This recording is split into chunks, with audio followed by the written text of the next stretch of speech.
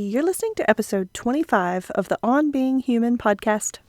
Welcome to the On Being Human podcast, where we believe transforming ourselves can positively transform society. Your host, Brandy Fleck, has the honor of exploring the human condition with real people who bravely share their personal stories of adversity, healing, joy, and more.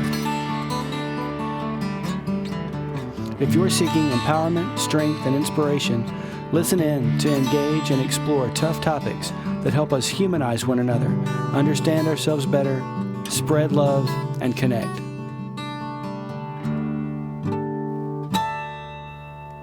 Welcome back to another soul-exposing exploration of what it means to be human. This week's guest is Denise Brown, a public speaker who spreads the word about plant-based diets, also known as veganism.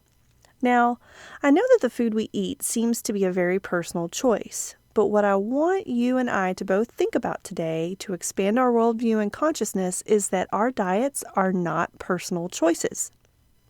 Our food choices have an impact on lives beyond our own individual selves in a huge way. And while I eat meat and junk food in addition to fruits, veggies, and grains, there's merit to making modifications because it's the right thing to do. Even if we don't go completely vegetarian or vegan, modifications are possible. The right thing to do is not always easy and it's not always comfortable, but what's so important about this episode is that Denise explains the impact of some of our diet choices. Once you know the impact, it's hard to ignore. There is life outside of our own lives, and as humans, we care about that life, but we don't always act like it. We're not perfect, but we can start small and improve from there. So Denise is a great inspiration for our starting point, and here's why. She wasn't always vegetarian. She details in this episode the evolution of her mindset that started her journey through vegetarianism that evolved into veganism. She raises her teenage son with the same compassion that sparked her plant-based journey, and he is vegan as well. Now, throughout this episode, she mentions that he is 12, and he was at the time of recording, but has since turned 13. So happy birthday, belated birthday, that is. And Denise and her son both excel at sports without eating meat. She's actively involved in the Nashville Roller Derby, and her son plays varsity basketball for his school. Denise goes in depth about the difficulties she and her son have faced while following a plant-based diet, including social isolation, and also talks about the benefits to animals we all love, the benefits to our health, and to our environment. Denise also left the corporate world after 10 years to pursue a more compassionate lifestyle that is more fulfilling to her, something we all think about, and she tells us how she did it. That's a huge leap. And she works for the Music Kitty Cafe, where you can have a coffee or a sweet treat, relax, and pet some kitties that are up for adoption. If you love cats, she tells you how to go check it out. So keep listening to get all that great information. And at the show notes, you'll also be able to find links to statistics and documentaries that Denise recommends. And those will be at onbeinghumanpodcast.com/episodes/025. Right now, we are in the middle of several weeks' worth of an On Being Human exploration of the impact the arts, the humanities, food, and education have on our human condition and how interacting with those areas shapes our human lives. We're thinking about what is our nature once mere survival is taken care of. Not only do we create, build, live, and try to find joy in our daily activities to elevate our existence, but we have the ability to choose what we do and consume. I was watching an original Netflix documentary the other day about monogamy and polyamory because these are systems we put in place for ourselves in society. And we're going to have some really fun upcoming episodes on these topics. But one of the people in the documentary said that what's interesting about humans is that we can choose to live in a way that is not our nature. We can choose to do what is unnatural. This is related to today's episode about our diets because I would argue that it's our nature to choose how we want to live. But what we choose becomes what is, quote, natural, unquote, over time. And what's natural to humans changes. We can change it. What do you think about that? Post a selfie of yourself on Facebook and tag On Being Human with Brandy Fleck and tell me what you think. Starting the conversation is a great first step to enacting change. Also, at onbeinghumanpodcast.com, you can now sign up to join in this conversation with me. Leave your name and email address, and I'll pop into your inbox from time to time with updates and free surprises to help you live more compassionately. No spam whatsoever. It's also a chance to interact and have your voice heard here. I'm here to listen and find answers about why we are the way we are and what we can do to make things better. Not that we're not grateful for the good we already have, there's just always room for improvement, right? Speaking of gratitude, I want to thank you so much for listening. This new podcast is growing because you guys are listening, and it's really exciting. I also want to ask you 2 questions. Are you loving what you're hearing at your favorite podcast, On Being Human? And are you going to shop at Amazon this week? To support our efforts, you can now go to onbeinghumanpodcast.com/shop and click the Amazon banner there to do your regular shopping. At no additional charge to you, a portion of all your purchases made through that click will go directly to the production of this podcast. How easy is that? Same Amazon, same experience, same shopping you do anyways. Best of all, same prices, but you're supporting the On Being Human podcast. Again, shop Amazon at no additional cost to you at onbeinghumanpodcast.com/shop. As always, subscribe on iTunes and Apple Podcasts, leave a rating, leave a review, and you can find the show's presence on Facebook and Pinterest for now. And without further ado, let's hear from the compassionate, brilliant, and beautiful Denise Brown. Hi, Denise. Welcome to the show. I am so excited to have you here today because not only are you an expert on plant-based diets and how they can add to our health and the planet's health, but you're also in the Nashville Roller Derby, and you work at the Music Kitty Cafe. And I just want to hear all about it. I think it's so interesting. So, how are you doing today? I'm good. I'm so excited to be here. Thank you so much for having me. I'm really excited about this, so thank you. Great. Well, so let's start with, what does being human mean to you? Oh gosh, I've been thinking about that for a while and because it's a loaded question, but I think for me being human, I mean if you want to boil it down, comes back to just being authentic and like being your true self, which I know sounds kind of easy, but I think that in today's world, it's actually very hard. We're constantly comparing ourselves to other people. So for me, being human is being as real as I can be and being true to who I am.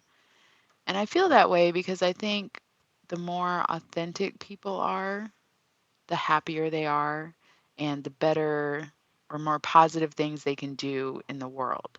So I think, taking all details away, I think if I had to define it, I would definitely say being authentic is what being human means to me anyway. That's awesome. I like it. I do. Yeah.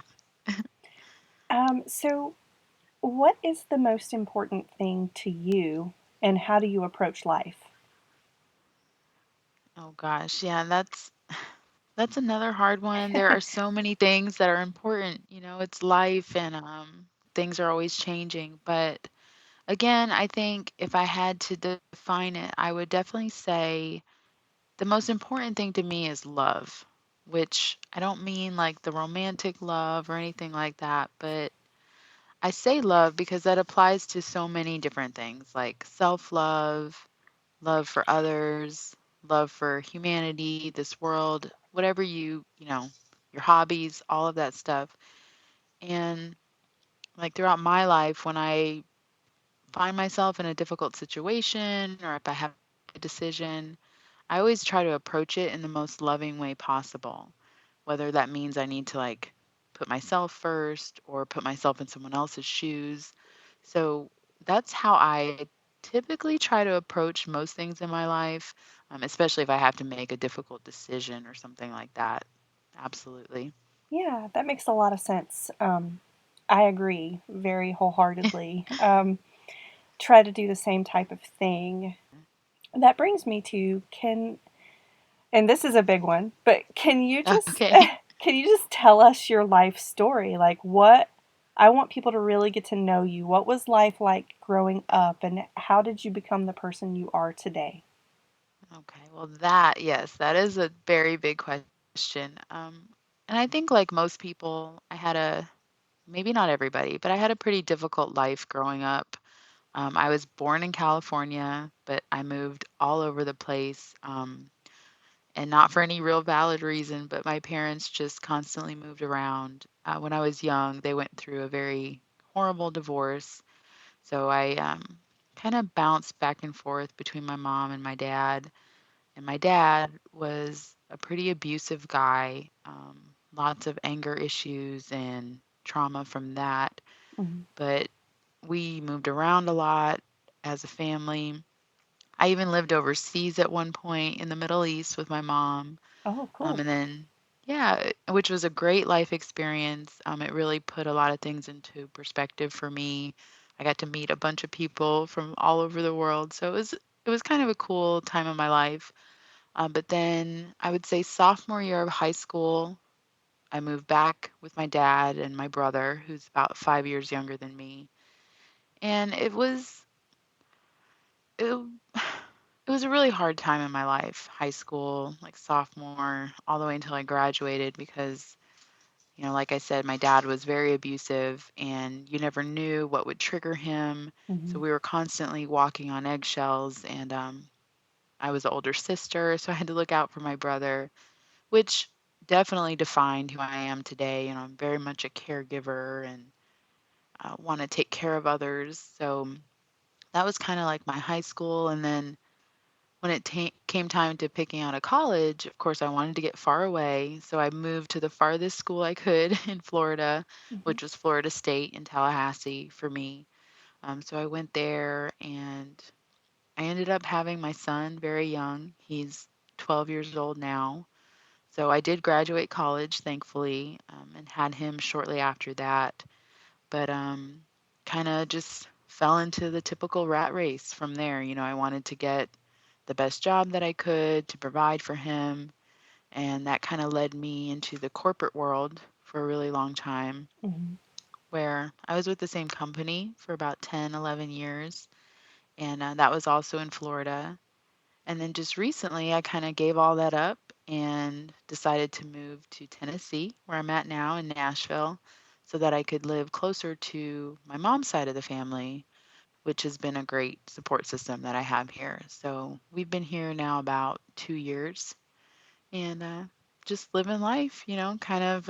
That's a little bit of a kind of a big summary, I know, but that's that kind of sums it up, I think, when it comes to my life. Okay. Well, I definitely, I've had some similar experiences with having to walk on eggshells, and I Mhm. can sort of relate to what you're saying there. How do you think that that has informed your prioritization of love and approaching life in a loving way, like you described?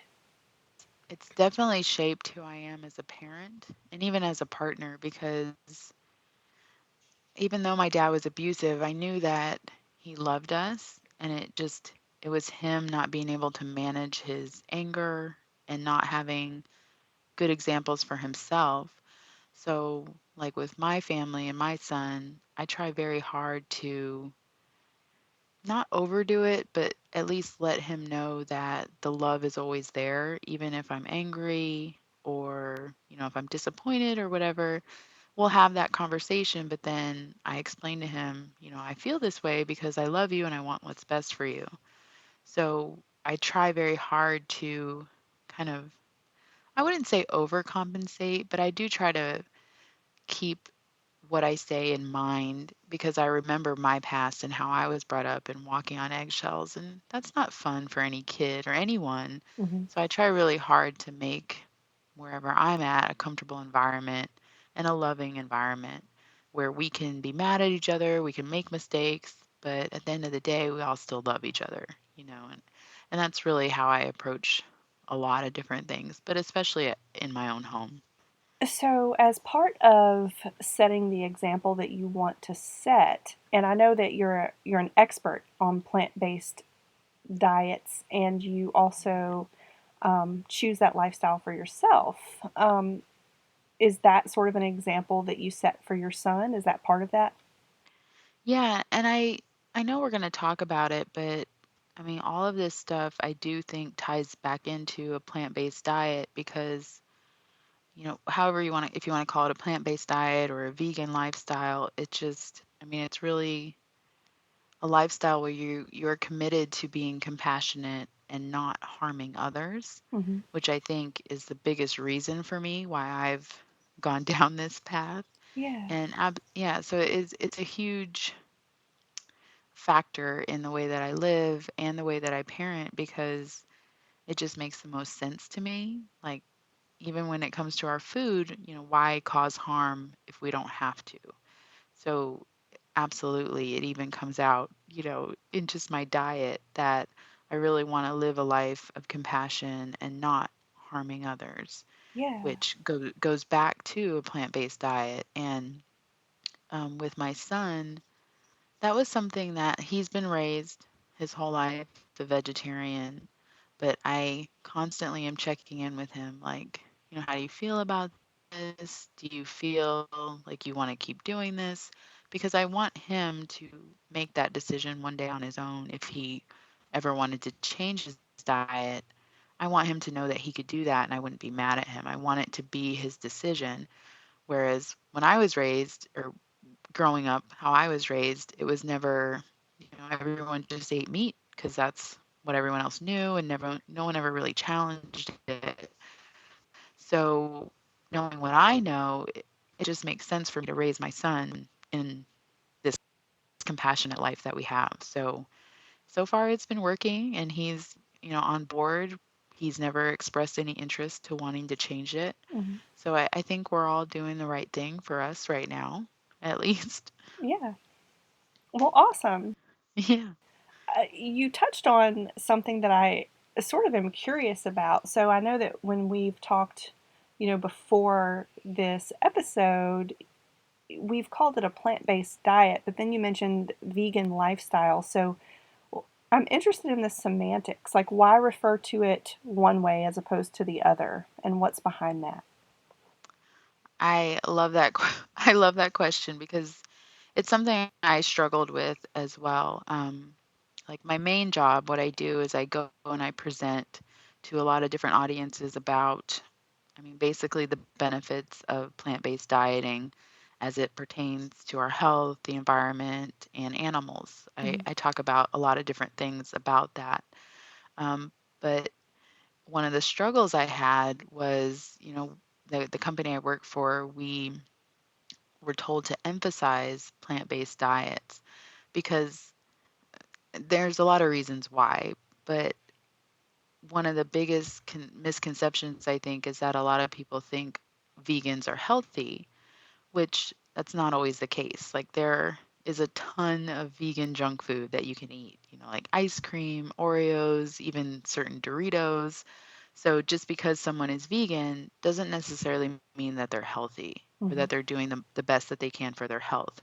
So a plant-based diet is more centered around eating, like not only excluding animal products, but also eliminating processed food, which is Gotcha. very, very common. Yeah. So, like, more whole plant-based foods is what a plant-based diet is, whereas veganism is more just cutting out animal products, but, still eating junk food and things like that. So, veganism is more of a lifestyle because it not only pertains to food, but also like not buying any like clothing that might have animal products or buying products at the store that are cruelty free. So it's a lot more than just a diet. And that's really kind of the key difference between the two. Okay. And I try to identify with both. I'm actually trying to shift more to, I'm trying to clean up my diet as well. Because even though I would identify as a vegan, I'm trying to eat healthier and more plant-based foods for sure, so I can have better health for myself. Well, that's all very interesting to me. I never knew the difference, so thank you for explaining that. And Yeah. you had mentioned that you just grew up eating meat. So, how was a plant based diet introduced to you? You know, it's weird for me, and I don't know how most kids are, but I know that when I was younger, I loved animals. Like, I used to want to be a vet. I would volunteer at animal shelters, at vet clinics. I knew that I wanted to do something with animals. And then I used to volunteer at a vet clinic, and I got to watch a dog get spayed, and I nearly threw up everywhere. Oh, So I was like, I could not be a vet or do anything with blood, but I still had that. I just always really loved animals. And when I was little, about middle school age, I started to kind of question, like, why do I love my cat, but, we eat a chicken or we eat a cow? hmm So I started questioning that stuff, I would say, when I was like in elementary school or middle school. And so it was always a question in the back of my head. And I made several attempts to go vegetarian, like on my own, just hmm kind of like eating everything else but the meat part of whatever my mom made or my family made. And you know, I didn't have a job. I was a middle schooler, so it didn't stick very well for very long. But it was just always something that I questioned just on my own. Like no one ever really taught me that, or I never really talked to anyone about that. It just made sense to me. So it wasn't until I actually went to college that I made the decision that I was not going to eat any more meat. And that's when I became a full vegetarian, like back then. It wasn't very hard. Being a vegetarian, I think, is very easy. For me, it was. I was barely eating meat anyway, so it was just really cutting out the things that I really liked. hmm So that was a decision I didn't fully make until college, though. Okay, So before that, it was just kind of, it made sense to me. So. gotcha. So you said it was sort of easy, but when you cut out the things that you liked, were there emotions that came up and were there physical changes that occurred? I definitely did notice a change when I switched to a completely vegan or plant-based diet. I definitely noticed a big change then physically as well as emotionally. It was a deeper connection when I made that transition. So when was that transition? That was actually only a couple years ago. I'm Okay. approaching about 2 years. And one of the biggest regrets I have is not doing it sooner, honestly, which has been I think that's where the emotional, like, or the emotions come in, I think. But yeah, it's only been a couple years. Okay. Um, so what were those changes that you just mentioned? I mean, you said a deeper connection, but could you expand a little bit on that? Yeah, definitely. When I decided to completely cut out any animal products, I mean, when I was vegetarian, I used to make fun of vegans. Like, I remember I used to work with a guy who was vegan, and he had these signs up, like PETA signs around his desk, and I would be like, oh, I'm never going to be like that guy. Like, I can't. He's so judgmental. He's thinks he's better than all of us, kind of that stereotypical vegan. And looking back, I feel awful. Like, I can't believe that I ever judged somebody for not wanting to hurt animals. hmm And I think the biggest difference for me has been the emotional one, because I look back and I used to make excuses like, oh, I'm vegetarian, I'm not hurting anyone, I'm not killing any animals, the animals are still alive. But then now that I know what I know now, I look back and I feel so ignorant, I feel embarrassed, I feel almost ashamed of having those thoughts. And now it's like, I feel like it's all around me. Everywhere you go, you see commercials for animal based products or billboards advertising all sorts of meat items. And I just see it everywhere. And I feel well, it's almost overwhelming how sad it is that we, or the majority of Americans at least, a big portion of their diet comes from killing other animals. Hmm. And to know that I was a part of that or not helping as much as I could when I first transitioned, I was really, really sad for a long time. Like my partner, he can say, he can vouch for that, that I would get really depressed and cry sometimes because I couldn't believe how ignorant I was, as well as, you want to like share this information to everybody, but people are so set on their diets, it's really hard. Yeah. So it was a big emotional struggle where now I feel like I'm lucky to have a job where I can advocate for this lifestyle. So that kind of gives me an outlet. But when I first transitioned, I didn't have that outlet. And it was really hard emotionally, for sure. Gotcha. Well, I think it's really brave of you to say those things and share those things and really sort of introspective too. So that's awesome. And now I would love to pivot into some of the benefits. Like, what are all of the benefits of a plant-based diet? Oh my gosh. I could go on and on and on about the benefits of plant-based dieting. I mean, just it can impact anything you can think of, like from our health to the environment, also, animal welfare. There's a lot that people don't realize that their food is causing a lot of health related diseases, plus impacting the environment in more ways than a lot of us know.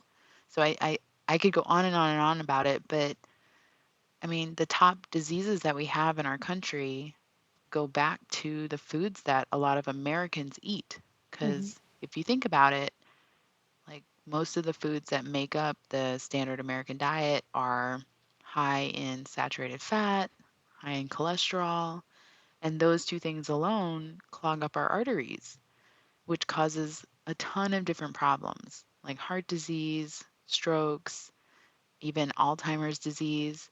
So, health wise, there are a lot of reasons to switch to a plant based diet. And environmentally, I mean, animal agriculture is by far the biggest contributor to some of the most serious threats that we're facing, like climate change, ocean pollution, a whole slew of different problems come from the modern farming that we have. And I think that's one of the biggest, I guess, misconceptions that a lot of people have when they think about farming.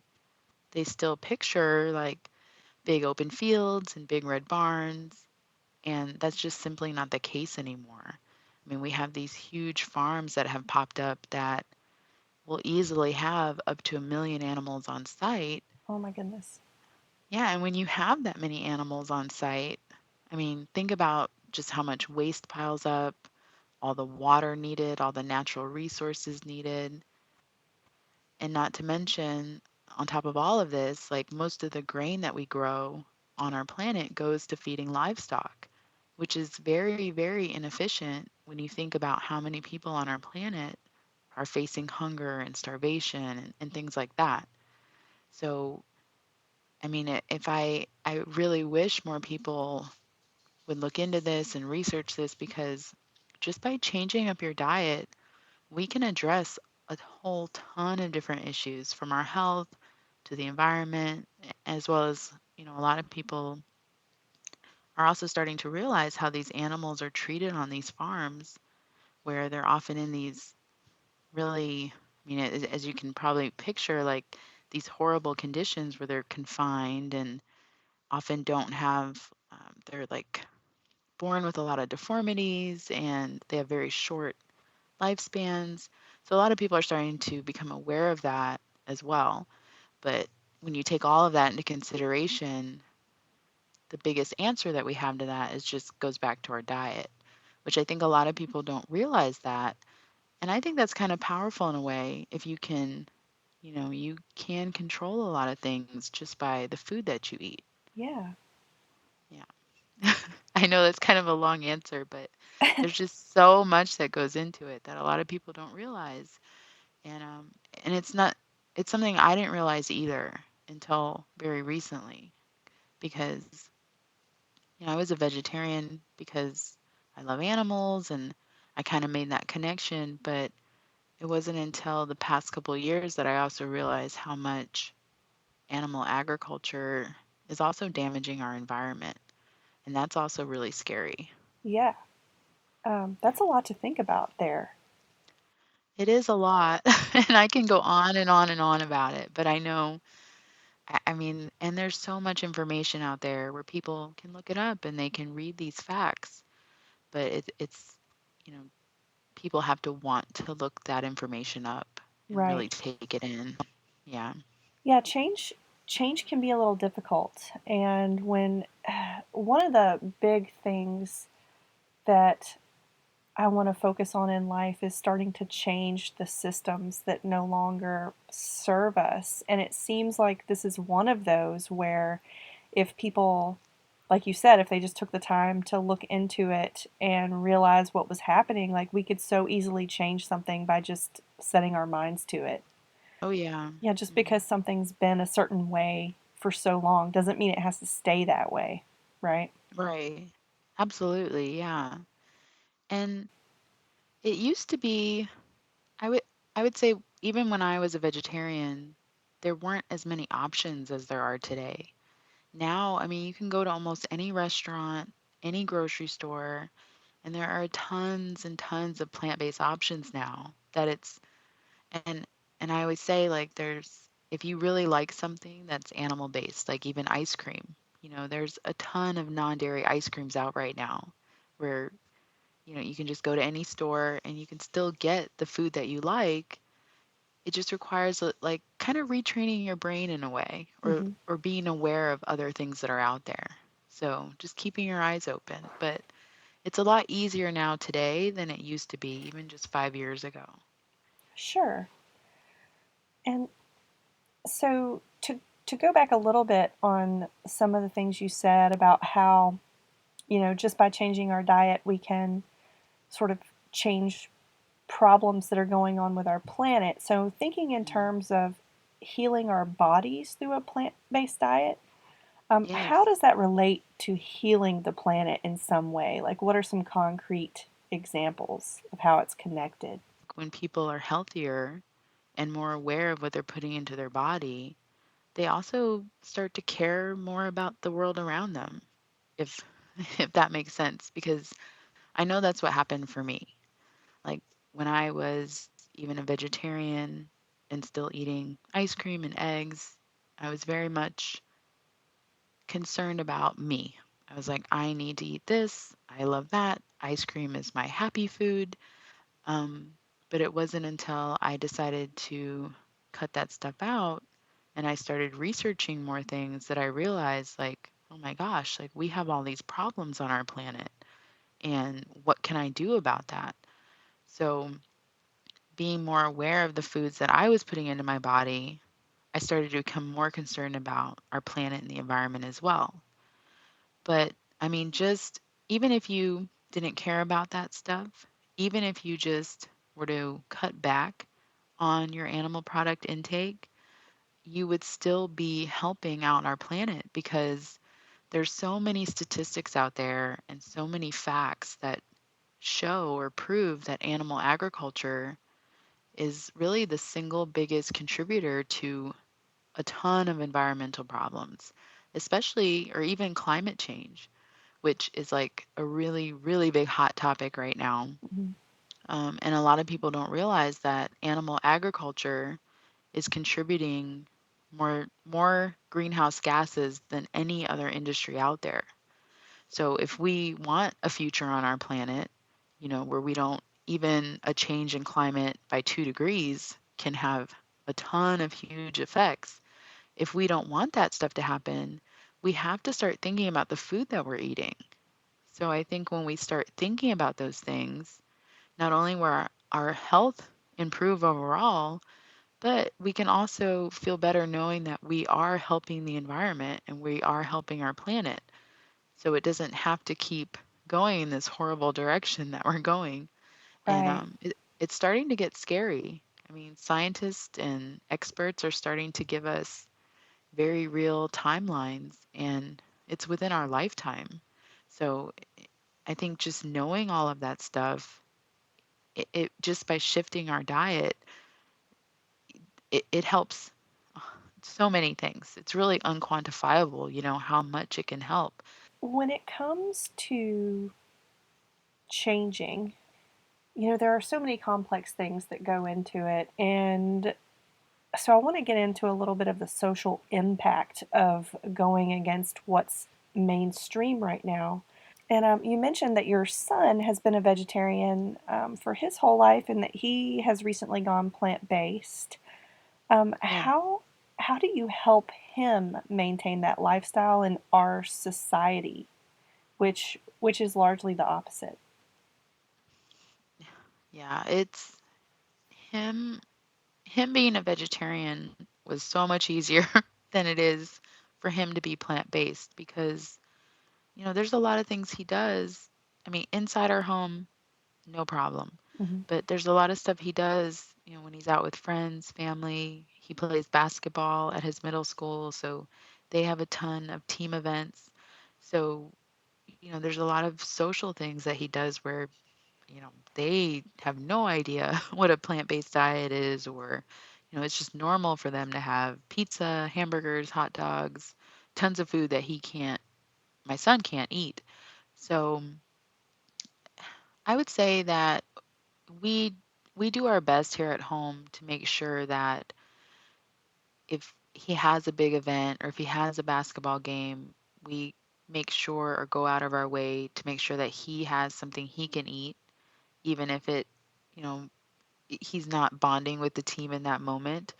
He'll just say, and my son, he's very shy, so he doesn't like a lot of attention on himself. So we've worked on different things he can say, like, "Oh, that upsets my stomach," or "I don't want to eat that before a game." So he has things that he can say that doesn't come across as being rude or announce to everyone that he's a vegan, Mm-hmm. but really just giving him those tools and then also making sure he has plenty of food he can eat. Um, has been some of the challenges we're still working through. It's not always easy, and sometimes he eats junk food when he's out because that's all that there is. But it's still something that he wants to stick with. And I hesitate with him because he's only 12, and I want him to one day be confident, like, this is who I am, and I choose to do this.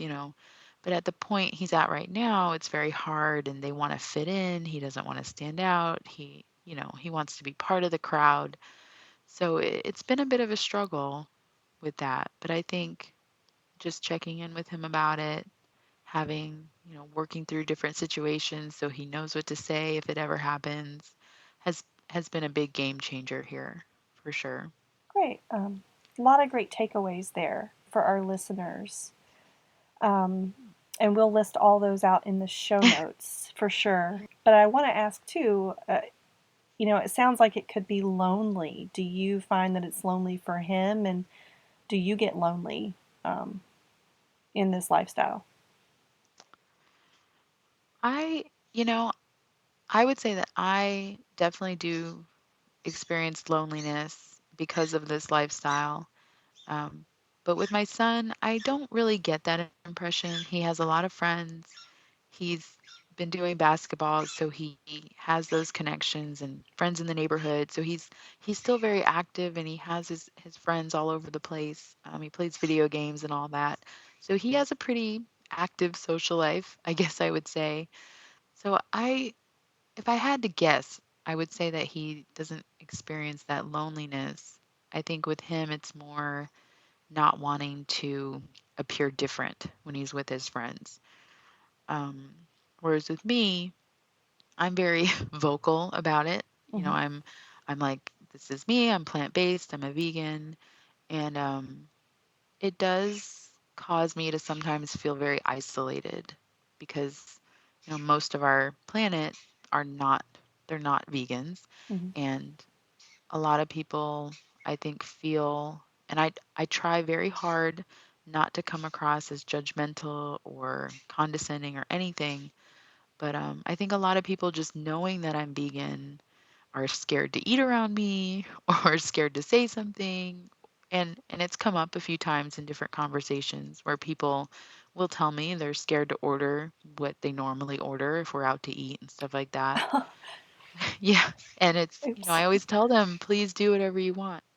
But it can be a challenge in social settings. And I mean, not only that, if I'm being a little selfish here, it is hard being a vegan sometimes, especially if you're a vegan because, you care about animals. Mhm. And I think that's one of the biggest concerns or issues that I have when it comes to me connecting to other people is that, I mean, everybody loves animals, right? Everyone loves animals. Everybody, people typically have a cat at home or a dog at home or will have had a pet at some point in their life. So when you ask people if they love animals, they'll say, "Of course I do." You know, who doesn't love animals? Mhm. But then you see them eating a burger and you're like, me as a vegan, I'm like, well, why can't these people make that connection? And that's where I isolate myself because you want people to see the truth and you want people to make that connection.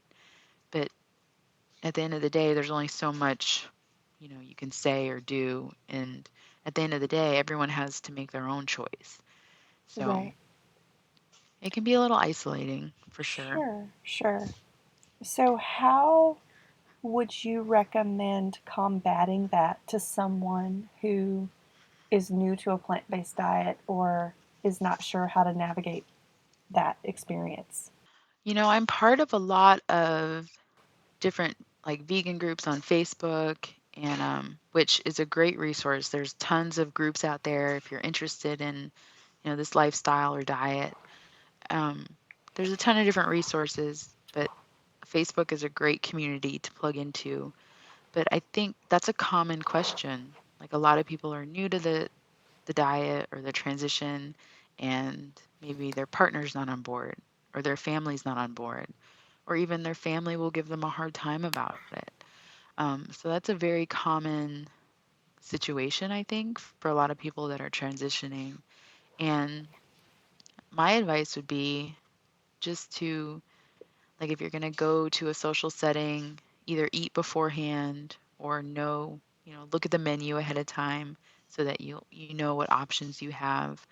But if someone's not open to hearing about it or if they're giving you a hard time, I think the best thing that you can do is just kind of stay in your lane and, you know, do your do what's best for you and avoid that confrontation.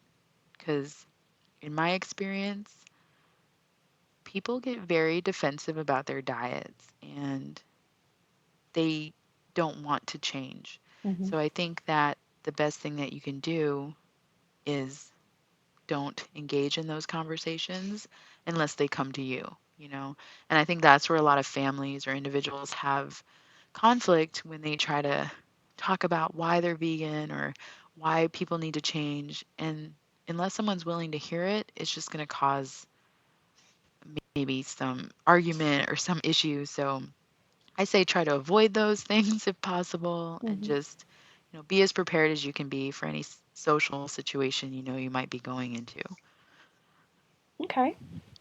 Well, that is definitely good advice. So, I'm going to ask you for a little bit more advice here. For people who are Yeah. concerned about protein intake and being athletic, as a member of the roller derby here in Nashville and with your son being active in Yeah. basketball at school, what do you have to say about that?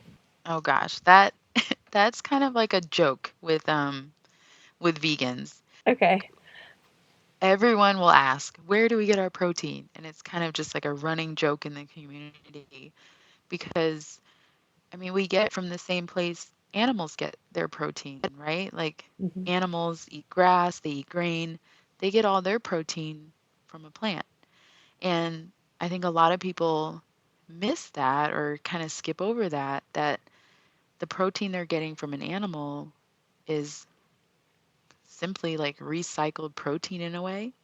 Like, so everything we eat, from any plant source, even pasta, a lot of things, almost everything contains protein. So you don't have to get it from an animal. And as long as you're eating a well balanced diet, right? Like, obviously, if you just eat french fries all day, yes, those are potatoes and they're plant based, but they're not going to have a lot of nutrients. You're eating, you know, something from every food group and getting enough calories for your intake level, then you're easily going to get the right amount of protein for your body.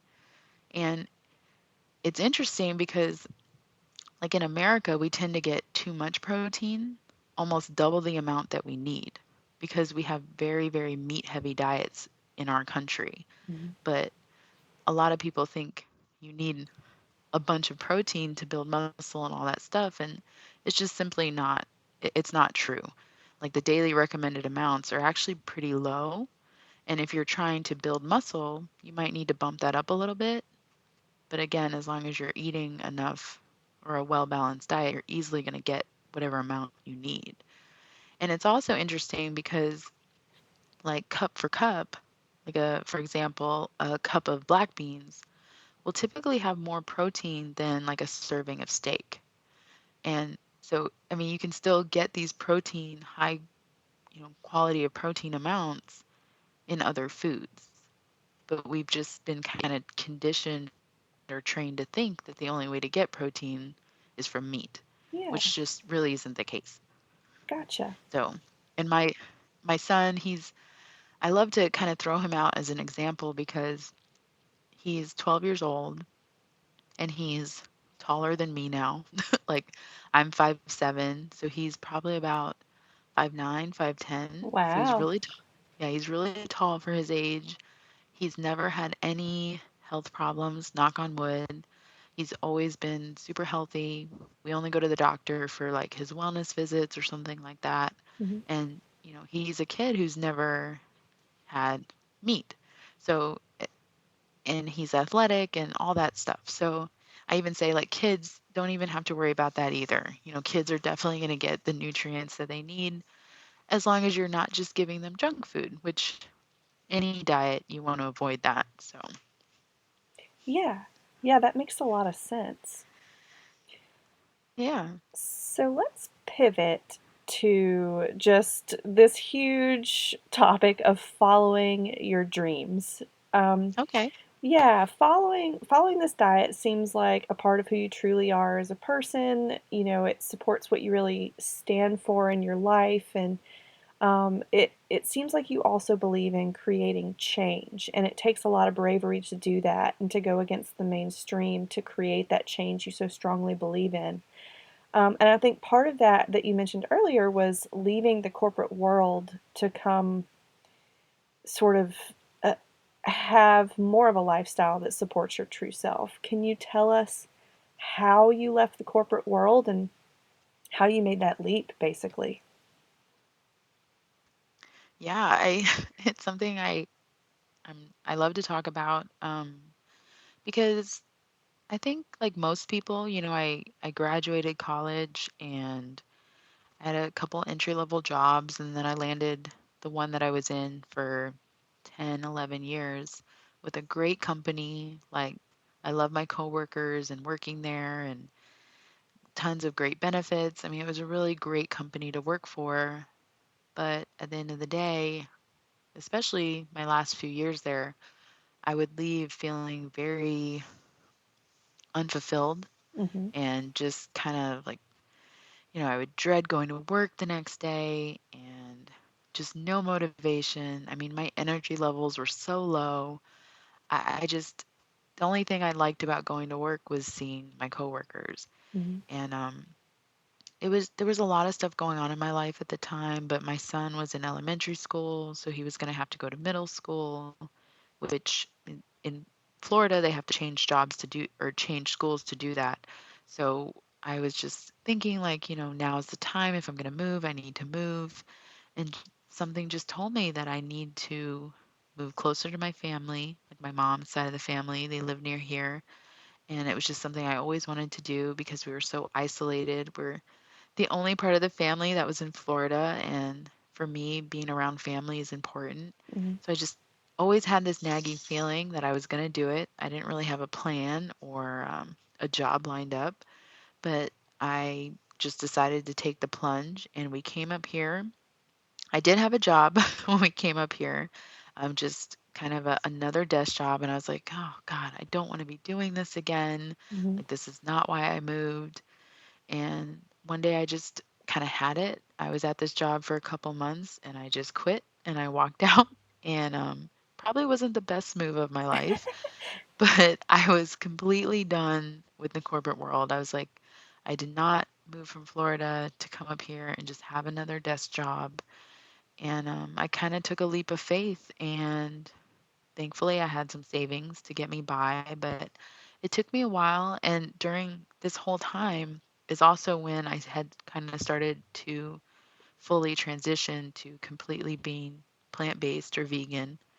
And I was reading all this stuff about it, and I don't know if it's like the way the internet works or what, but I came across this job posting, which is the job that I have now. And it was like, as soon as I read about it, I was like, I have to apply. Like, this has to be for me. And I just, I didn't know. I went through the interview process and all that stuff. But when they offered me the job, it just was amazing. And it felt like everything was falling into place. And even now, I still feel that way. Like, I'm so excited to do what I do and to talk about things that I'm passionate about with other people.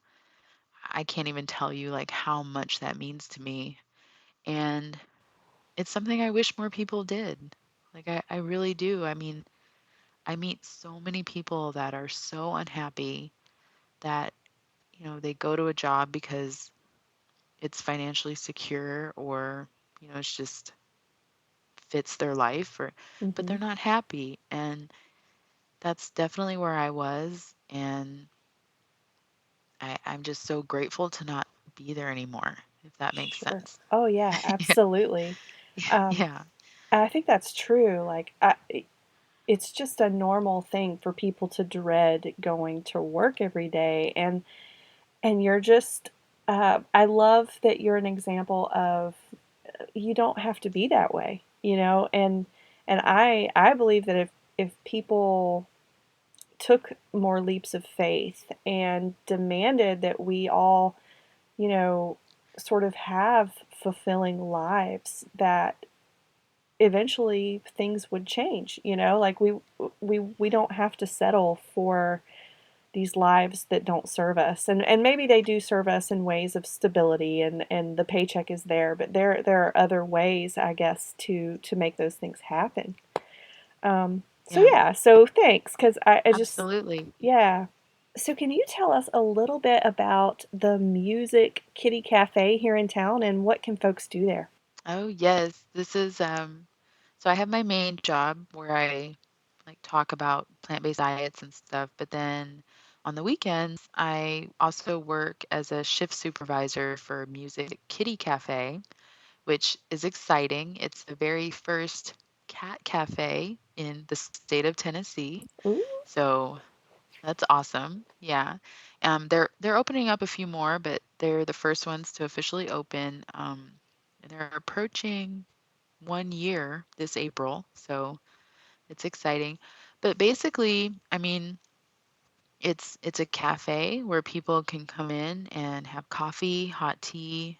We also sell pastries from local companies that make it, that bring it.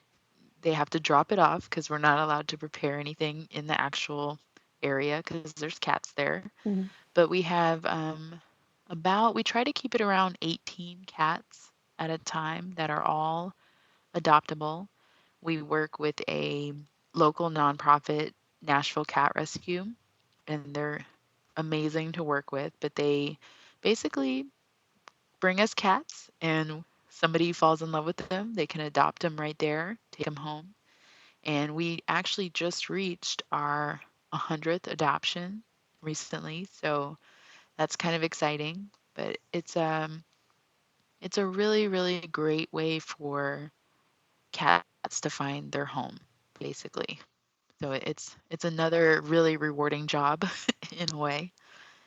That's awesome. And I love the Nashville Cat Rescue too. I follow them on Facebook Yeah. and love it. So, Oh, cool. Yeah, they're yeah. great. They just, I mean, shout out to them. They're a foster-based company or nonprofit as well, so they don't have a physical base, but their cats will normally be, before the Music Kitty Cafe started, their cats would be online. You could look them up online through Pet Finder, Hmm. and you would have to go to the foster's house if you wanted to check out the cat, or they would be at PetSmart, where they do like a rotation type thing with the cats. So the Music Kitty Cafe is their first kind of, like, the cats will have a home there until they get adopted. So it's kind of nice that the cats have this like temporary space where they can call it their own until, well, hopefully someone falls in love with them and takes them home.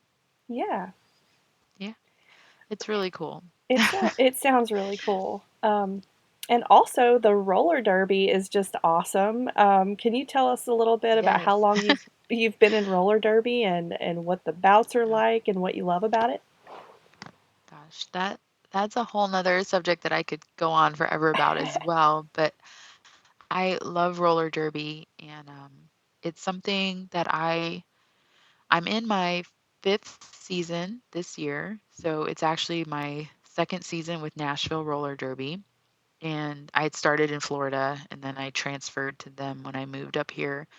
But I can't even, I mean, roller derby absolutely is right up there with like veganism and plant-based diets. It's completely changed my life. Like, before I started roller derby, I was always kind of outspoken and confident in a way about things that I care about, but roller derby just really brought that out more for me. If, like, it's very empowering because it's a very challenging sport, Hmm. which for anyone that doesn't know is basically you have a team where we skate on roller skates, not roller blades like back in the day, but actual roller skates, where you're on a track and you go against another team and you're trying to score the most points possible. So it's a very physical game, requires a lot of teamwork. It's very physically challenging. I'm probably in I'm working on getting back into shape, but roller derby has definitely made me step up my game when it comes to my physical activity and just wanting to work out so that I can get better at roller derby. So it's pushed me physically as well as mentally because it is very challenging. There's a lot of moving parts, and it takes a while for people to really get the hang of it. They say, it takes a couple years before you really start to understand the game and learn all the skills that you need to. But for anyone that hasn't seen a game, I definitely recommend going. At Nashville, we have our games at the fairgrounds, but most cities will have a roller derby team where you can go and check it out, which I always encourage people to do because roller derby, most leagues are also non for profit. So they're skater run, volunteer run, like everything has to be put on by the actual members of the team. So any support that you give them is always welcomed. And it's a lot of fun. They're family friendly games. My son comes to all of them and gets to see his mom play sports, which has also helped our relationship because he plays basketball. I do this. So we have a lot to talk about when it comes to sports and stuff like that. Hmm. So, I mean, roller derby is just an amazing sport. And I really wish more people would just go and check it out because I think after seeing a couple games, you kind of get hooked and it's a lot of fun. Awesome. Awesome. So I have two more questions for you. Okay. And this one is just to go full circle with the plant-based diet. For anyone interested in going more plant-based, what are just some quick actionable steps that you recommend they start taking? Absolutely. It's a great question. When I talk to other people, when I present and things like that, I always stress that it doesn't have to be all or nothing. You know, just little changes can really add up. So even if it's like, if you're curious about it or if you kind of want to take it slow, whatever you need to do just to get it more comfortable with it, get it under your belt. But even if it's something simple like having maybe like a meat-free breakfast, something like that, or maybe just one day a week not having any meat. So the more you can get used to the idea and then build on it, I think is always a great start. I think when people go cold turkey, it can be overwhelming and you don't know what to do and you might be missing certain nutrients that you need. So I recommend taking it slow and going at your own pace and being comfortable with that. And then I mean, as far as information, there are a ton of there's just information everywhere.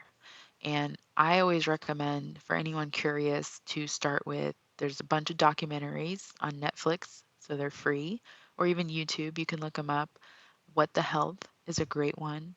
There's also Cowspiracy is another great one. So I recommend either one of those, but those are both available on Netflix. And you can also search on YouTube for, vegan documentaries, and a ton of things will pop up if you're interested in finding out more information about that.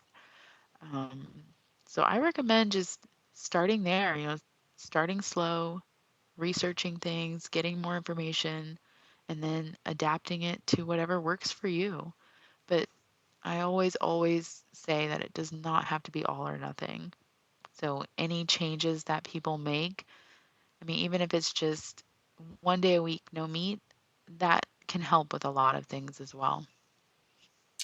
Great advice. So, guys, Yeah. all of those steps will be in the show notes. So, make sure to go Yeah. over there. Yep. And then, last but not least, where can people go to find you and the organizations you support? Absolutely. If anyone wanted to reach out to me, will gladly answer any questions. My name is kind of common, but you can look me up on Facebook, Denise Brown. That's the easiest way to get a hold of me. If you have any questions for me, I'd love to hear that and answer that. And as far as we also have the Music Kitty Cafe, you can look that up online. Just that's the website, musickittycafe.com, and Okay. also NashvilleRollerDerby.com. You can see about my local team here in Nashville. If you are in the area and want to come check us out, we have home games all the time. So that's where you can get the most current information there. All right. Well, Denise, it has been an absolute pleasure. Thank you so much for coming on the show today. I really appreciate it. This is a lot of fun. You guys, isn't Denise just so awesome? She's really helped me think about how choices I make in my diet, which may seem small, actually impact the larger world and ripple out to impact other life. For all the cool stuff Denise mentions in the episode and links, go to onbeinghuman.podcast.com/episodes/025. Be sure to leave us a rating and review on Apple Podcasts so others like yourselves can find the show and so we can continue to grow and serve you with valuable content and new heart-based offerings in the future. Plus, I would love to highlight your review on a podcast episode so you get a shout out for listening. And as always, let's have a chat over at facebook.com/onbeinghumanpodcast.